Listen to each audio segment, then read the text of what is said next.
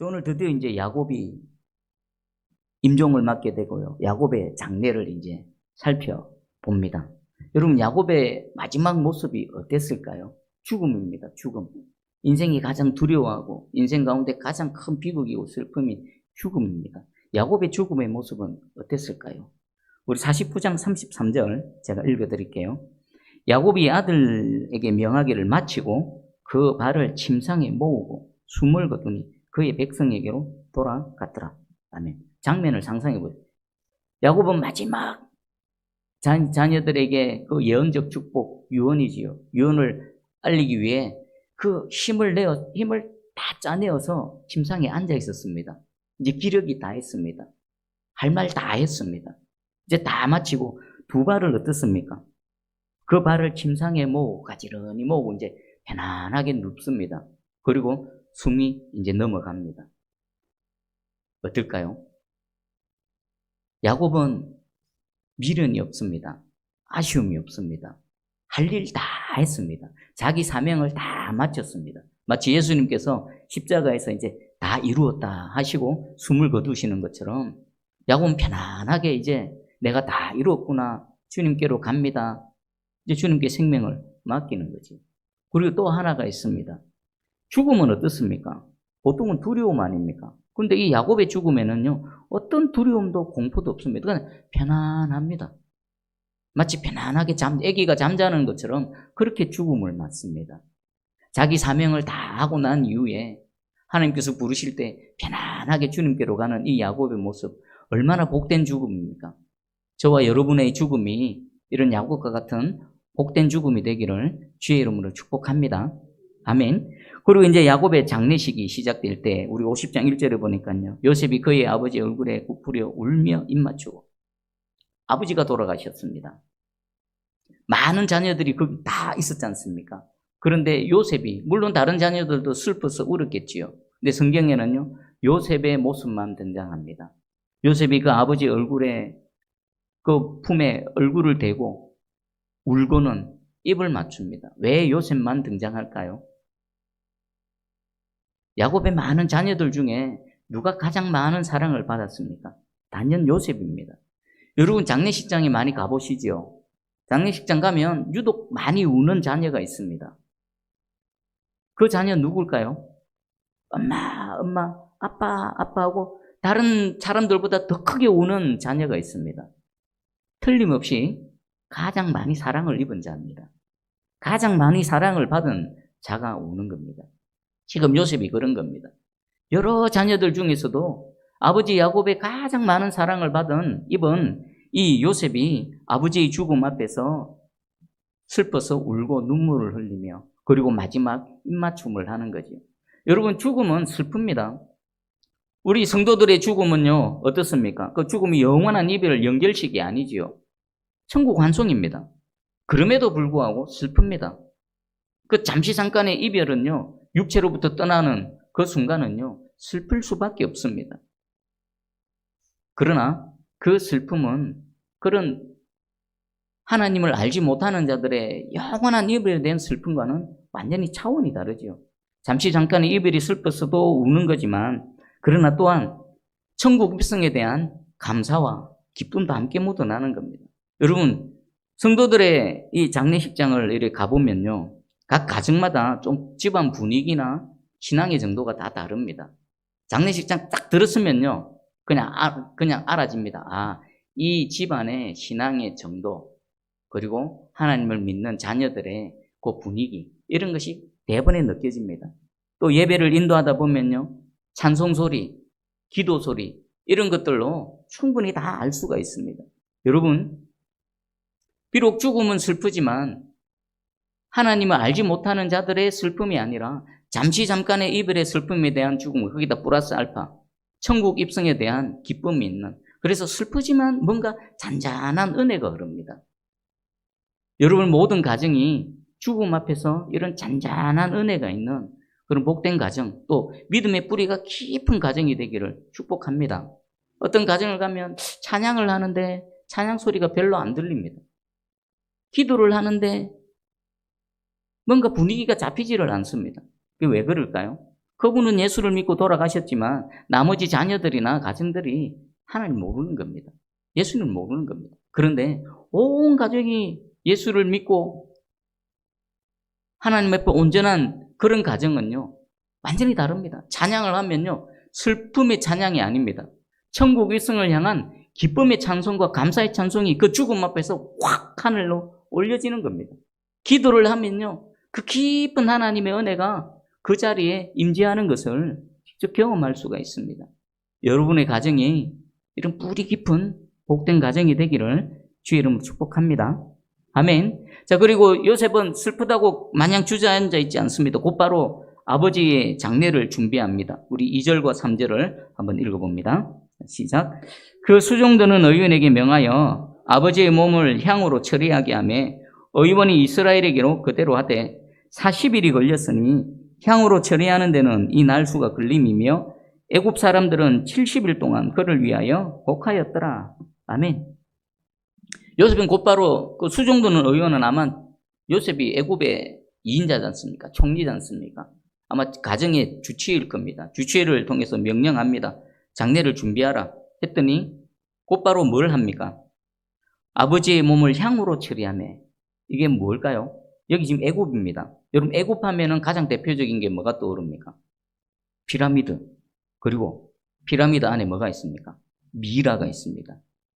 당시 애굽 사람들은요, 사람이 죽으면 다시 부활할 것을 믿었습니다. 그래서 다시 부활할 건데 육체가 썩어버리면 안 되겠죠. 그래서 이 시체가 썩지 않도록 방부 처리하는 기술이 아주 뛰어났습니다. 그것이 바로 미라 만드는 과정입니다. 근데 그 과정이 무려 40일이나 걸렸다라고 합니다. 그리고 또 온 애굽 사람들이 야곱의 죽음을 70일 동안 애곡했다고 하는데 이건 뭘까요? 야곱의 장례가 요셉의 개인 가정의 장례로 치러진 게 아닙니다. 야곱의 장례가 애굽 국가장으로 치러지고 있는 것입니다. 그런데 여러분 이상하지 않습니까? 야곱이 무엇이라고? 요셉이 비록 애굽의 총리이기는 하지만 그래 본들 개인입니다. 총리의 아버지의 장례는 굳이 이렇게 국가장으로 치를 필요는 없겠죠. 그런데 그 일이 일어났습니다. 그리고 당시 애굽의 왕이 죽었을 때 장례를 치르는 애곡하는 기간이요 72일입니다. 그러면 야곱이 죽었는데 온 애굽 사람들이 70일 동안 애곡을 했다. 그것은 야곱의 장례가 누구 장례하고 거의 맞먹는 겁니까? 왕의 장례와 맞먹을 정도로 아주 거대하고 성대하게 그렇게 치러진 겁니다. 이것은 야곱 때문이 아니죠. 누구 때문입니까? 야곱의 아들 요셉 때문입니다. 그러면 요셉이 애굽의 총리로 섬기면서 왕이나 또 애굽 사람들에게 얼마나 존경을 받고 사랑을 받았는지 충분히 짐작할 수 있습니다. 그리고 또 하나, 하나님께서 그렇게 되도록 만들어 주셨죠. 우리 인간 세상에서 편에서 보면 요셉이 얼마나 애굽 사람들로부터 존경받고 사랑받느냐 이렇게 해석할 수도 있고요. 하나님 편에서 생각해 보면요, 평생을 비록 부족하고 연약했지만 하나님 한 불 꼭 붙들고 살다가 마지막 사명을 다 하고 그렇게 편안하게 숨을 거두는 그 야곱의 죽음을 우리 하나님께서 얼마나 귀하게 여기셨는지 알 수 있습니다. 야곱 개인의 죽음을 그 당시 최고 강대국 애굽의 국가장으로 치러지게 하신 것입니다. 우리 시편 116편 15절입니다. 그의 경건한 자들의 죽음은 여호와께서 보시기에 귀중한 것이로다. 성도의 죽음을 하나님께서 귀하게 보신다는 것입니다. 하나님께서는 우리가 믿음으로 사는 우리의 삶 하나하나도 귀하게 여기시지만 마지막 믿음의 삶을 다 마감한 성도의 그 죽음마저도 귀하게 여기셔서 야곱의 장례를 이렇게 거대하게 성대하게 하나님께서 치러주시는 것입니다. 야곱은 참 복받은 사람이다. 야곱은 참 행복한 사람이다. 야곱은 죽음 이후에도 하나님께서 이런 놀라운 은혜를 베풀어 주셨습니다. 저와 여러분에게도 마지막 사는 동안에도 하나님의 놀라운 은혜 가운데 살아가시다가 이제 사명을 다 하고 숨을 거둔 이후에도 하나님께서 보시기에 참 귀한 죽음이 되셔서 이 야곱이 받았던 이 놀라운 은혜가 저와 여러분에게도 넘쳐나기를 축복합니다. 아멘. 자, 그러면 지신이 썩지 않도록 미라 과정이 40일, 그리고 또 애곡하는 70일이 다 끝났습니다. 이제 남은 건 뭡니까? 묻으면 됩니다. 매장하면 장례 절차는 다 끝납니다. 그런데 요셉에게는 남아있는 숙제가 있습니다. 어디에 묻어야 됩니까? 아버지 야곱의 이 시신을 애굽 땅에 묻으면 안 됩니다. 이미 약속했고 맹세했던 대로 그 가나안 땅, 아브라함, 이삭이 묻혀져 있는 그 막벨라 굴로 가야만 됩니다. 그러나 그게 쉽지가 않습니다. 그래서 4절에 보니까요. 곡하는 기한이 지남에 요셉이 바로의 궁에 말하여 이르되 내가 너희에게 은혜를 입었으면 원하건대 바로의 귀에 아뢰기를. 그러면서 5절입니다. 우리 아버지가 나로 맹세하게 하여 이르되 내가 죽거든 가나안 땅에 내가 파놓은 묘실에 나를 장사하라 하였나니 나로 올라가서 아버지를 장사하게 하소서 내가 다시 오리이다 하라 하였더니 자초지종을 왕에게 설명을 합니다. 근데 이게 쉽지가 않습니다. 요셉은 일개 개인이 아니죠. 애굽의 총리입니다. 그리고 갔다가 돌아오는 동안에 기한이 얼마나 걸릴지 모릅니다. 이미 70일이 야곱의 장례를 지내기 위해서 이미 70일이 지났습니다. 여러분, 애굽이라는 나라에 만약에 좀 높은 신분의 사람이 한 5-6명만 죽어보십시오. 그 해에는 아무것도 못할 겁니다. 5명이 죽었다 쳐보십시오. 왕족이나 귀족이나 야곱과 맞먹는 사람이 죽었다 쳐보십시오. 70일 후, 7호 35, 1년 다 가버립니다. 이미 70일이 지나가 버렸습니다. 나라는 계속 운영을 해야 되고 국가의 일들은 있는데 요셉은 이미 70일 동안 국정을 돌보지를 못했습니다. 이제 묻으면 끝인데 또 그 아버지 시신을 가나안 땅에 묻기 위해서 얼마나 시간이 걸릴지 모릅니다. 그리고 그 가나안 땅으로 가는 행렬이 그 규모가 또 얼마나 대단하겠습니까? 바로 왕 입장에서는 또 다른 근심이 있습니다. 요셉이 정말 내 옆에서 잘 숨기고 정말 춘승때 연신했는데 혹시라도 이번에 가가지고 안 돌아오면 어떡하지라는 그런 위험도 감수해야 됩니다. 불편한 거, 국전 운영, 그리고 왔다 갔다 하는 번거로움, 그리고 요셉이 또 이 요셉의 가정이 가가지고 돌아오지 않을 것 같은 이런 여러 가지 위험 부담. 바로왕 입장에서는 선뜻 내키지가 않을 겁니다. 요셉도 잘 압니다. 그래서 자초지정을 잘 설명합니다. 아버지와 맹세를 했다. 반드시 그곳에 아버지를 매장해야만 됩니다. 허락해 주십시오. 자, 여기에 대해서 요셉은 어떻게 반응합니까? 우리 6절 한번 같이 읽어봅니다. 6절 시작. 바로가 이르되 그가 내게 시킨 맹세대로 올라가서 내 아버지를 장사하라. 아멘. 바로는요 곧바로 흔쾌히 허락합니다. 조금의 고민도 하지 않습니다. 그리고 특별한 게 있습니다. 특이한 것은 그가 내게 시킨 대로 시킨 맹세대로 올라가서 내 아버지를 장사하라. 근데 뒤에 묵음 처리가 되어져 있습니다. 장사하고 네가 말한 대로 다시 돌아오라 이 말이 없습니다. 다시 돌아오라는 말이 없는 겁니다. 얼마든지 할 수도 있지 않습니까? 그런데 바로왕은 이 말은 아예 하지를 않습니다. 그건 뭘까요? 요셉에 대한 바로의 그런 믿음입니다. 그냥 100% 믿어버린 겁니다. 아, 저 사람은 온다 하면 온다. 내가 굳이 다시 돌아오라라고 말하지 않아도 된다. 그래서 묵음 처리해버린 겁니다. 요셉은 이런 사람이었습니다. 요셉이 어디에서 누구를 섬기든 요셉은 뒤를 돌아보게 하지 않습니다. 오디발이 그랬고 간수장들이 그랬고 무슨 일을 맡기면 그냥 맡겨버립니다. 확인도 안 합니다. 점검도 안 합니다. 요셉이 이렇게 헌신되어지고 충성된 신뢰가 되는 그런 사람이었던 것입니다. 자, 이것을 또 여러분 자신을 한번 돌아보시기 바랍니다. 여러분 직장이 있고 가정이 있고 또 여러 공동체가 있고 또 교회 공동체에서 또 직분을 감당하며 섬깁니다. 하나님 앞에서 여러분은 어떤 존재인가 한번 봐보십시오. 요셉처럼 뭘 맡기고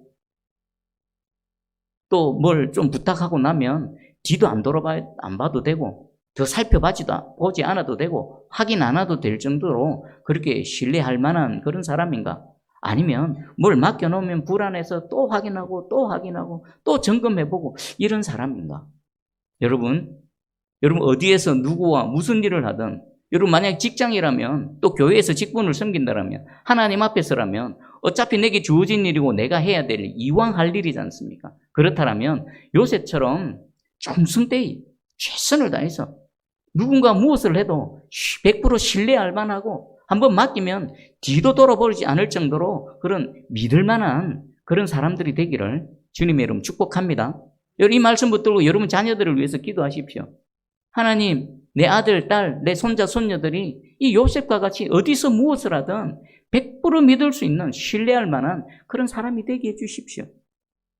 그에게도 복일 뿐만 아니라 그를 통해서 하나님의 은혜와 영광이 나타날 줄 믿습니다.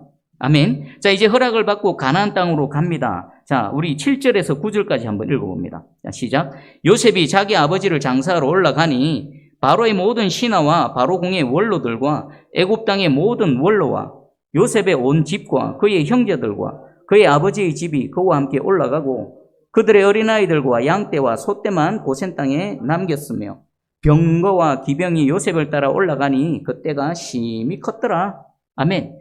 야곱의 장래해는 어마어마합니다. 심히 그때가 컸더라. 세 부류가 지금 세 떼가 야곱의 장래를 지금 따라갑니다. 첫 번째는 뭡니까? 바로의 모든 신하와 바로 궁의 원로들과 애굽 땅의 모든 원로들, 바로 궁에 있는 모든 신하들, 그리고 애굽에 있는 모든 원로들, 장로들, 고위 관료들이 이 야곱의 장래에 다 따라가는 겁니다. 그리고 당연히 두 번째는 요셉의 온 집과 그의 형제들과 그의 아버지 집의 사람들이 다 따라가지요. 물론 어린아이와 가축들은 남겨두지만. 그리고 세 번째가 있습니다. 병거와 기병이 요셉을 따라간다. 한번 상상해 보십시오. 행렬의 길이가 얼마나 되겠습니까? 그 규모가 얼마나 화려하고 웅장했겠습니까? 그리고 아마 가난한 사람들은 깜짝 놀라지 않았겠습니까? 갑자기 애굽에서 엄청난 떼가 막 화려하게 시신 하나 이렇게 짊어지고 오는데 뒤에 엄청난 사람들이 따라옵니다. 저건 뭐지? 도대체 저 사람 누구야? 라고 했을 것입니다. 근데 그 사람이 누굽니까? 그 땅이 진짜 주인입니다. 그렇지 않습니까? 비록 가나안 땅에는 이방 민족들이 살아가고 있지만 하나님께서 야곱과 그 후손들에게 이미 약속의 땅으로 주셨지 않습니까? 아직 그 땅을 차지하고 살아가고 있지 않지만 진짜 주인의 행차가 진행되어진 겁니다. 그럼 가나안 땅에 살아간 그들은 누굽니까? 잠시 세주고 살아가는 세입자들을 부릅니다. 그 세입자들이 진짜 주인의 행차 앞에서 아마 깜짝 놀랐겠습니다. 저 누구지? 누구긴요? 그 땅 주인이지요. 주인들이 오는 거지요. 그리고 또 병거와 기병은 어떻게 호위하기 위해서 따라갔겠죠. 애굽의 그 병거와 기병 얼마나 화려했겠습니까? 그렇게 지금 가고 있는 것입니다. 그리고 13절, 14절 보니까 그를 가나안 땅으로 메어다가 마므네 앞 막벨라 밭굴에 장사하였으니, 그리고 14절 끝에 이제 애굽으로 돌아왔더라. 야곱의 장래가 다 끝났습니다. 근데 여기서 생각해 볼 건 그 야곱의 장래 행렬에 끼어서 가나안 땅으로 따라가는 야곱의 후손들, 그들을 한번 생각해 보십시다. 그들의 마음은 어땠을까요? 그리고 야곱을 막벨라 굴에 묻습니다. 그 막벨라 굴에 도착해 보니까 그곳에 누가 있습니까? 말로만 듣던 할아버지 아브라함이 있고 할아버지 이삭이 있고 할머니들이 묻혀 있는 겁니다. 아, 여기가 하나님께서 약속하신 땅이구나. 여기가 우리 조상들이 믿음으로 묻힌 바로 그 땅이구나. 또 뭡니까? 아, 이 땅이 비록 우리는 지금 애굽에 살고 있지만 반드시 돌아와야 될 우리 땅이구나. 야곱은요, 죽음 이후에도 하나님께 쓰임받고 있습니다. 이 야곱의 장래 행렬은요, 어떻게 보면 모세를 통한 출애굽 이전에 뭡니까? 믿음의 출애굽이 먼저 되어진 것입니다. 출애굽기 보면 요셉을 알지 못하는 다른 왕이 나타나서 일어나서 이스라엘 백성들을 종으로 삼고 막 고단하게 힘들게 고통스럽게 합니다. 그때 이스라엘 백성들은 여호와 하나님께 부르짖었고 여호와 하나님께서는 그들을 기억하셔서 그들을 출애굽의 은혜를 베풀어 주셨습니다. 그러면 그 고통과 어려움 속에서 뭐라고 부르짖었을까요? 요 본문을 묵상하면서 그들이 이것을 부르짖었겠구나. 하나님, 우리에게는 약속의 땅이 있습니다. 우리 할아버지 아브라함과 이삭과 야곱이 묻혀있는 그 땅, 약속의 땅이 있습니다. 이 이방의 땅에서 우리가 이렇게 고난당하고 있습니다. 여기 우리가 있어야 될 곳이 아닙니다. 우리의 본향이 있사오니 약속의 땅, 본향으로 우리를 돌아가게 해 주시옵소서. 우리를 건져 주시옵소서. 아마 그렇게 부르짖지 않았겠습니까? 근데 그 부르짖음의 근거가 뭡니까? 야곱의 장례 행렬에 직접 걸어서 가보고 눈으로 확인해 본 그것이 그들의 부르짖음이 되어졌던 것이죠. 이게 믿음의 씨앗이 된 겁니다. 야곱의 장례 행렬은요, 단순히 장례식이 아닙니다.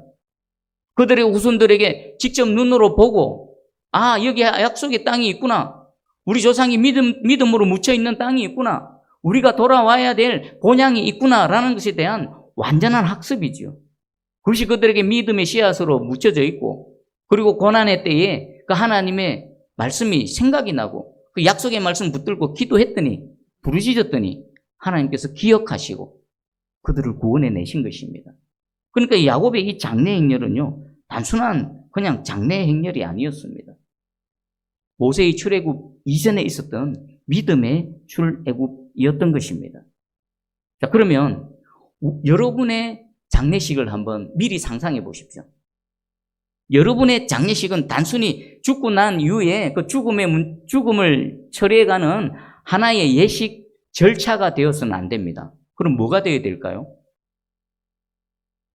제가 죽음을 맞고 나면요, 저는 이제 육신은 남겨두지만 이제 주님 품으로 갑니다. 우리 장례가 계속 진행됩니다. 그럼 후손들에게 무엇을 알려줘야 될까요?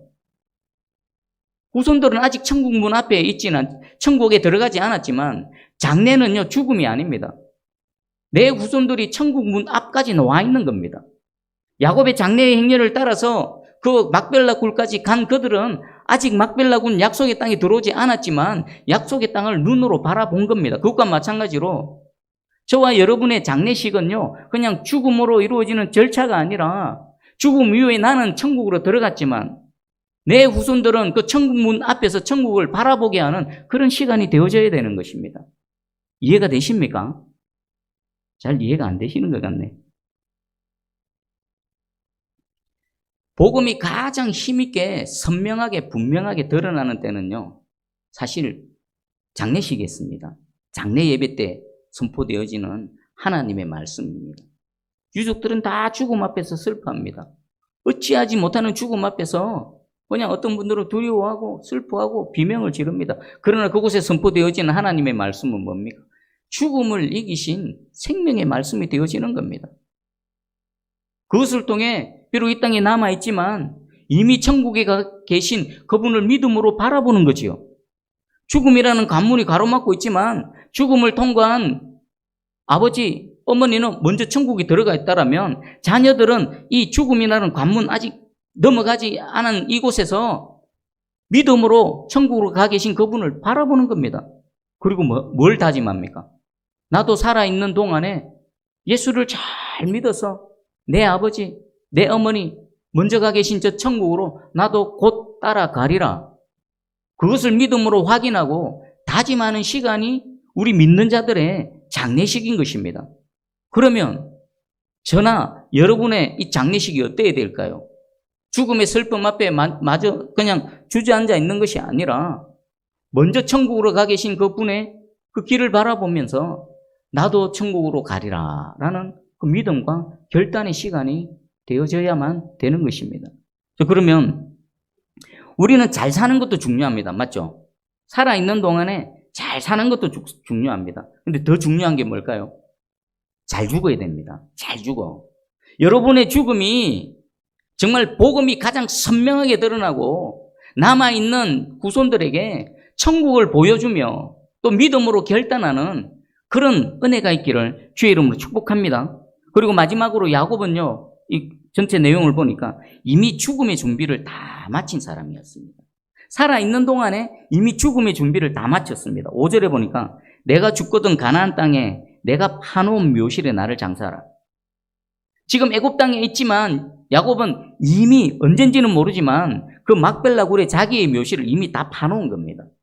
무덤 준비하라는 게 아닙니다. 우리는 무엇이 우리의 죽음에 대한 준비입니까? 우리의 영원한 생명 되신 예수 그리스도, 그분을 진짜 잘 믿는 겁니다. 여러분, 죽음 앞에 딱 갖다 놔놓고 예수 그리스도를 보면 뭐가 진짜 복인지 알 수 있습니다. 우리는 아직 살아있으니까 하나님 앞에 은혜 베풀어 주세요, 복 내려주세요 하면서 뭘 간구합니까? 잘 되는 거, 내 자녀 잘 되는 거, 사업 잘 되는 거, 돈 잘 버는 거, 뭐 좋은 학교 진학하는 거, 그런 것들이 복인 줄 알고 복 내려주세요, 은혜 베풀어 주세요로 가지만 죽음을 딱 갖다 대 보십시오. 그게 진짜 복입니까? 진짜 복은요, 예수 그리스도 잘 믿어서 죽음의 문제가 싹 해결되어져서 영원한 생명을 얻는 겁니다. 죽음 이후에 영원한 생명을 보장받는 거, 그게 죽음 준비를 잘 하는 겁니다. 여러분, 예수 그리스도 잘 믿으시기 바랍니다. 진짜 복을 받으시기 바랍니다. 여러분, 살아생전에 죽음의 준비를 잘 하시기를 주의 이름 축복합니다. 그리고 어떤 죽음이 가장 복된 죽음입니까? 나는 죽고 이제 하나님께 갔습니다. 내 영혼은 천국에 갔습니다. 그러나 내 죽음 앞에서 누군가가 죽음을 묵상하게 되고 죽음 이후에 어떻게 되어질까를 생각해 보게 되고 죽음에 대해서 준비해서 정말 예수 그리스도를 믿게 되는 은혜가 생겨나는 거. 그게 가장 복된 죽음 아니겠습니까? 사는 동안에 죽음에 대한 준비를 잘 하시고 내가 죽고 난 이후에도 나의 죽음을 통해서 누군가가 천국을 믿음으로 바라보며 이 땅에서 죽음의 준비를 잘 하게 되는 거. 그게 가장 복된 죽음입니다. 여러분, 아직 호흡이 있습니다. 여러분, 죽음의 준비를 잘 하시기 바랍니다. 그리고 저와 여러분의 죽음을 통해서 누군가가 예수 그리스도를 바라보며 새 생명을 소망하며 저 천국을 또 갈망하며 죽음의 준비를 잘하는 이런 복된 죽음이 되기를 주의 이름으로 축복합니다. 아멘. 기도합니다. 하나님, 감사합니다. 오늘 하나님의 사람 야곱의 죽음과 장례 절차를 쭉 살펴봤습니다. 하나님께서는 이 야곱의 인생도 사용하셨지만 죽고 난 이후에 야곱의 이 죽음을 가장 강력하게 사용하셨습니다. 그 후손들에게 믿음의 씨앗을 심겨주시고 약속의 땅에 대한 그런 하나님 배움을 알게 해주시고 또한 하나님 야곱의 죽음을 통해서 영원한 생명을 바라보게 해주셨습니다.